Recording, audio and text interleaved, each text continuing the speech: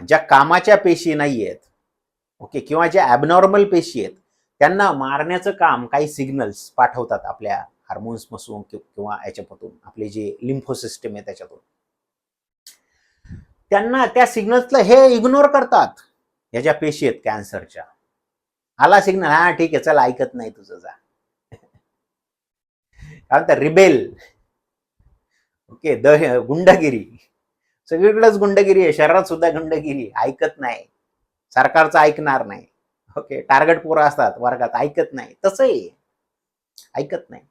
त्यांना डाय सांगितलं जातं, संदेश दिला जातो पेशंटला की बस झालं, तुमचं काम संपलं, आता यू कॅन डाय, मरू शकता तुम्ही. पेशंट या मरत नाहीत, जिवंत राहतात. अजून बरंच काय काय करतात त्या.